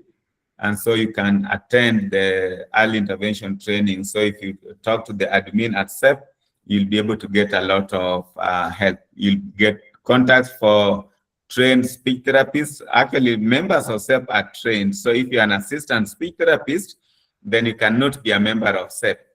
So if you get a speech therapist from SEP, that will be a qualified speech therapist. I don't know whether I've left out something in terms of... I can add also the SEP, which is the Special Education Professionals, as Dr. Nala has said, they used to meet, like have free meetings with those specialists at Gertrude's Garden Children Hospital once a month. So if you call Gertrude's Garden Children Hospital, if they're still there, Dr. Nala, it's a long time ago when I used to be there. They moved, so yeah, the offices moved, yeah. So, but you can get the contacts online. So the offices is somewhere along Gesha Road off Kiambu Road. Gesha Road, okay. Yeah. Okay. Right. Thank you for that. Special Education Professionals is the name. Yeah. All right, Sylvia, some questions. Thank you very much, Dr. Nala, for that. Sylvia. Right. So for the data on autism, when it comes to Kenya, let nobody lie to you. We have data. We do not. All of the data you can get is only a prerequisite of the global WHO. When you do the mathematics and you get the hypothesis, no one has taken any official data on autism. So we do not. As of January last year, for the registration of the NCPWD, the registered persons on the that were on the autism spectrum was tentatively 7,000. So we're not doing well. Because you see now we can't budget for the medicines when we do not know what needs are there. I will not emphasize on that enough. So let's do away with the personal stigma and saying that, oh, your child is labeled as a PWD, you're actually doing them an injustice for accessing their rights. On speech therapists, that has been answered, but we also have the same services at Nexus, Nairobi, Nakuru, and Membley. And then the person who said that they registered for NCWD and have not received any therapy, there was a call for registration. Remember, you're not going to automatically receive support just because you registered. You have to have your eyes on the and ears on the ground. That's what I'm saying. As a parent, you're the gatekeeper. You have to be fully empowered, plug in onto the conversations and the support group. The app that I mentioned earlier, we'll be having actually, we're calling it NeuroCircle, where it's like a chat group, because you see like some of us are like in 50 groups answering the same question today, tomorrow. So that is going to be a cutoff so that if it's a topic, you can read on that topic from anyone across the world, and to help in highlighting and educating each other. So you have to, when there is always a call for like, let's say school fees, go and apply. But then also on the Neuro Rehab mobile app, all the application forms are there. You go under government services. We have listed that for you for easy access. But you can also visit ncpwd.go.ke. Then access of rural areas. When we're doing the ride, we've gone to, like I mentioned, 40 cities, and we always go also to the rural side. Awareness and information. The greatest challenge we faced was in Garissa because of language barrier. And you go there for autism, you find the on-ground CP is the greatest challenge because of the same thing, language barrier, lack of access to medication, and a lot of cultural beliefs. So this one, unless we cascade it down to the local barazas, Nyumba Kumi initiative, etc. And remember when I mentioned about bureaucracy being one of the greatest barriers. We had done posters we wanted to give for free to MOH to put in all hospitals so that people can be able to access the sites and information and read on awareness. But let's just say it is unfortunate that we live in the world that we live in, where people consider themselves and what's in it for them before supporting the community. But we can also use CHVs. These are CHPs, then longer Vs as volunteers. This is community health promoters. So if you have flyers, you can give them, if they identify when they're engaging, they can identify and escalate it and give them referral pathways. And then as a Sunday school teacher to handle autistics, so we have a program called Neuro Mainstreaming, where we do the trainings for different organizations, depending if it's a workplace, so it's curated depending on what skills we are focusing on. We've just finished a parental empowerment 3-week program with Ridgeway's Baptist, and I'm also designing the sensory room for Ridgeway's Baptist as we speak.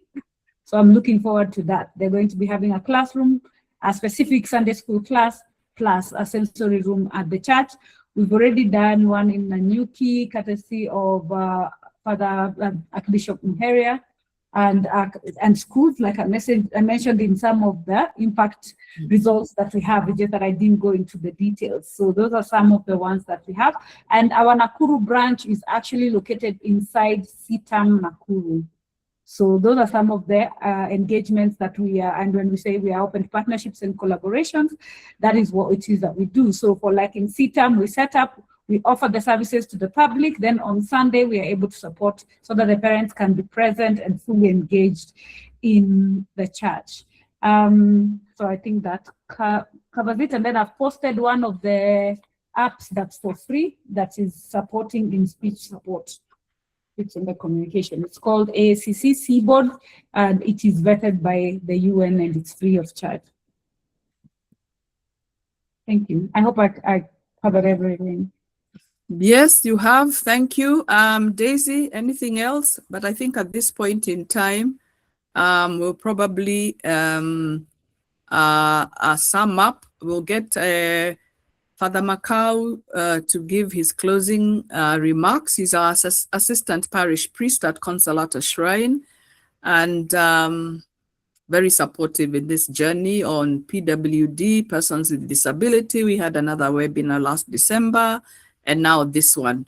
And there are many action points that have been noted that we're going to follow. And we just thank all the people who have mentioned that they have centers and they've started some autism awareness in their churches. And we'll have more webinas of this. Karen Marioki is a person on the autism spectrum. I know I've met you on another group, and I'm supposed to come and see you, and we will give you a chance to speak the next time. Thank you, Karen, for attending.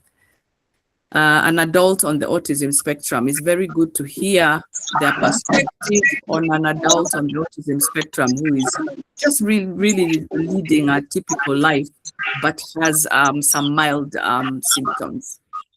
Thank you. So over to you, Father Macau, and then after you, I will ask our moderator, Chris, after you finish, to give a vote of thanks. So Father Macau, over to you. We are running late. Thank you, Patricia. Thank you, everyone who has participated. Thank you, our speakers, Dr. Onala, Dr. Sylvia, our very own Lucy Komora, and the participants. I just wanted to be grateful and say, actually, from this conversation, I can see from our preparation that we are looking forward to change the society, cultural understanding, stigma, stereotype. And I think the church is also quite in it. From the very beginning, church distinguished between identifying people with disabilities, right? But was able to pick out autism on its very own nature as a condition, so that it's not just blanketed with the others. And so it teaches very strongly and clearly that people with autism possesses, like any other person, inviolable dignity and have a full right to participate in the life of the society. I think from what we have heard from Dr. Nala, Dr. Sylvia, and the experience of Lucy bringing up his family, he says is all this is geared towards that they are equal to any other with equal rights to participate. And that's why I think everyone is saying this should be done, government should do this, religious worship places should do this, because these people are no less people. They have to participate in it. And the official document of the church then says disability is not a punishment, so that you can get out from the old way. Somebody who is sick is a punishment of God because of sin. The church has come out clear and say, no, it is not. And I think it is either Dr. Onala or Dr. Sylvia who looked at it as, who had already mentioned something equal to that, about families with a person with this autism or other disability. And so, since I'm not saying much, there are two documents the church has come out with from a long time ago, so that they can show the outreach, the pastoral outreach, the ministry outreach, geared towards acceptance, which is part of the theme of this year, encounter, and solidarity. And without going to the details, this document, one of them is called Disability as a Theological Place. A Theological Place. It was published in 2000, the year, if you remember, Jubilee. And it declares that disability is not a punishment. It is a place in which we meet the mystery of faith. People with disabilities have every right to be a subject receiver of evangelization and catechesis like another. And therefore, this is to say that then the theological space is where is an opportunity to see God in the very different ways of his own creation, the diversity. People who are, we say they are oriented differently, we see God in them. In this particular case of autism, is God seen in that the same image of God, but a God that we cannot quantify, qualify. We see him the way he is in the very different ways of his creation. Another document that was written was a network of support. And I think that's what we are talking about today when we are all here.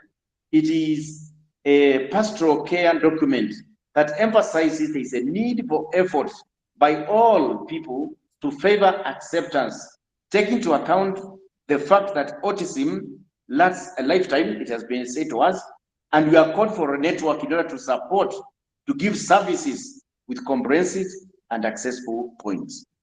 So I will not say many documents. I just wanted to finish at that, and really appreciate that one of the key that the church has been working, and I'm talking about the Catholic Church this moment, is how to overcome stigma. I had an experience this afternoon, and I finished that during the service, the 1 o'clock mass, because we were talking about this as closing this month of autism. And one of our Christians came to ask me, what can we do? We fear we may go to greet that parent with that, and they may react negatively. Of course, that's stereotype, what we are talking about. And all we go to greet and we stigmatize that person or the parent or the caretaker even the more. And so we are talking about coming out of those and say, the church has given us that opportunities. These rooms we are talking about, sensory rooms prepared, is in order that we can all see as a society, those people are part of us. And the more we see them, the more we come into terms, the more we find and come out on how to support and help them. I wanted to finish by saying thank you very much, our speakers. And Dr. Sylvia, thank you so much. I had always thought integration and inclusion means the same, but I'm now clear. Thank you for that kind of clarification. I see it can become integration, it becomes also segregation. But now I see the meaning very clearly. And I believe many others like me have learned something from this. Thank you, Patricia. I said back to you. Thank you very much, Father Macau, for those comments. I will call upon you to make our closing prayer, but our moderator, Chris, will give our closing remarks and give a vote of thanks. He had a comment to make. He will say it with this vote of thanks. I think the vote of thanks will be before the prayer. Yeah. Chris Thank you so Gunga, much. moderator of the Catholic Justice and Peace Department, of which we are all members. I'm his vice moderator, and there are many members who are hereby present. I saw Daisy. I've seen Teresa, if we can acknowledge them. Asha Shaban was here. I saw Patrick Mugo on the app. I saw, because they are all behind this, we're in a committee where we have got this together. I saw, who else did I see? Quite a number of us here today. Godwin is there. Godwin Nyando is there. So it's good to acknowledge them. Judy Jeroge is also there. So even as Chris gives the vote of thanks, I'll read out their names and thank them very much. I also saw Teresa was also there. And thank you all, and very many other Consolatus Shrine parishioners who have been a support. So Chris, over to you. It's 9:30, but it has been well worth it. We are over time. I just want to thank everybody for participating and the interaction that we have had and all the learnings from the speaker. But Chris will give the vote of thanks. Chris Agunga, over to you. Yep. Thank you so much, Patricia. And that was actually, I can say, a very, very educative session. And allow me to thank everyone, and especially start by thanking our Consolata Parish Pastoral team, led by our parish priest, our chaplain, Father Macau, who have really supported us in some of our activities as CJPD, basically trying to promote the principles of just the Catholic social teachings, and being the drivers of the Catholic social teaching in the church. Are really, this is great work that they have really supported. And to the presenters, Dr. John, Dr. Sylvia, our own Lucy, and our own Patricia. Actually, I think today there's the other part that we don't know about you. And meeting Dr. Onola and Dr. Sylvia today, I feel this thing is about passion. Being a caregiver, and then you just get the passion and interest in it. And every word you spoke to us actually, for me, kept me thinking that we really need to interact more and more. So thank you so much, and just sparing your time to speak to us. It's really a good eye opener, and trust me, these are some of the things that we have decided as CJPD that we really need to push moving forward. For all participants, I saw we hit up to about 127 members at participants at some time. Critical opportunity also, just to be sensitized about this. For sure, some of us for a long time never even thought of something like autism in a way that it's been explained, but when we participate in this, we pick it, and we really have to embrace, really know how well to be accommodative to the caregivers and even to the children with autism. So as CJPD Consolata Shrine, we say thank you, and we also thank everybody. And just to close, I think based on one of the key agendas of our parish priest, wanting the Consolata Shrine to be a family of families, one of the things I know is there's that positive drive to make sure that we are a church who are more inclusive, who really embrace everybody, because we are all created in God's image. We are all a representation of the Lord. And now just trying to really drive his vision of family of families. One of the things that I know is in the pipeline is to make sure that we bring together the caregivers and the children with autism, so that we embrace them as a parish, and we are able to just converse, meet, share, and all that.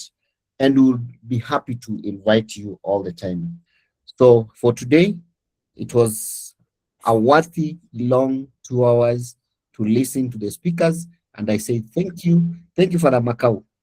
I don't know where we would be without you supporting all the activities that we have. We'll be having more webinars. We welcome you. They will be on disability.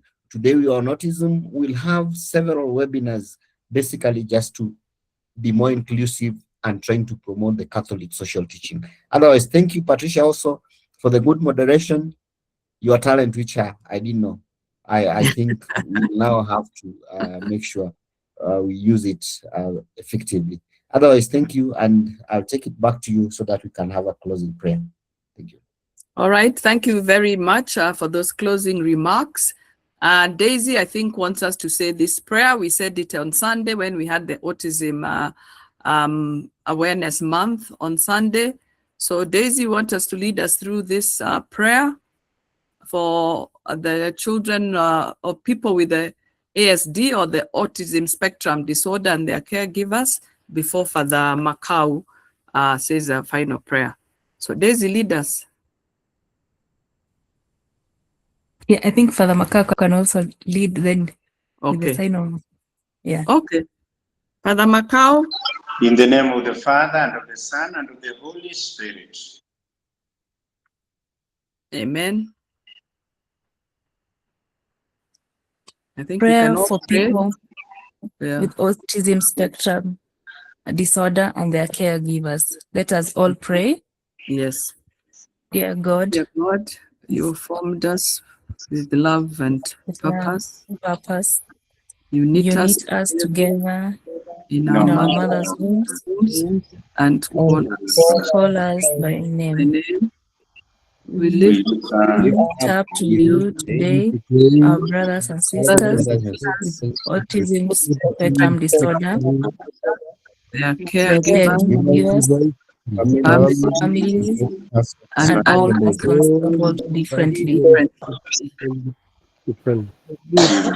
Given these people a unique way a unique way of experiencing world. the world.